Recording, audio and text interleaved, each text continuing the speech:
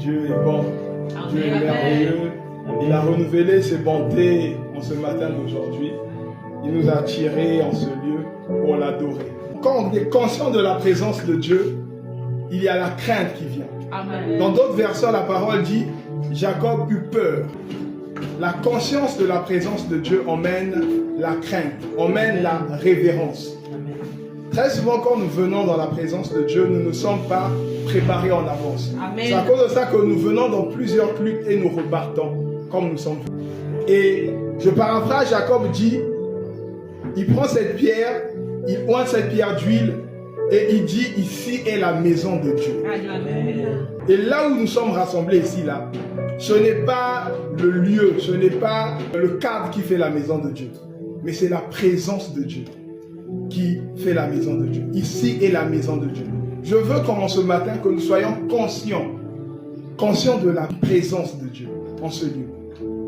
Conscients de cette présence qui nous transforme, qui nous change.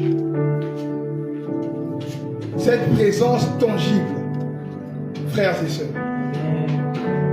Très souvent, nous avons du mal à déposer tout ce qui vient avec nous, les téléphones, tout ça, et nous ne sommes pas conscients. Deux fois, nous sommes près devant des autorités, mais nous avons conscience de la présence des autorités. Mais devant Dieu, deux fois, nous sommes dans la distraction. Et je veux vraiment qu'en ce matin, nous soyons conscients de la présence de Dieu. Et il y a un autre verset dans l'évangile de Jean. Le Seigneur dit à Nathanaël, en vérité, je vous le dis,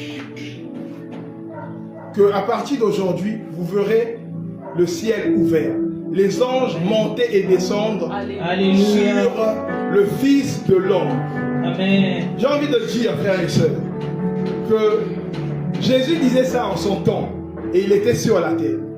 Mais aujourd'hui, cette parole est toujours active dans nos vies. Parce que Jésus est en nous. Et les anges montent et descendent en nous. Aujourd'hui, cette parole que Jacob avait dit, la maison de Dieu, s'est réalisée dans Jean 1. Quand le Seigneur a dit, le ciel ouvert et les anges montent et descendent sur le Fils de l'homme.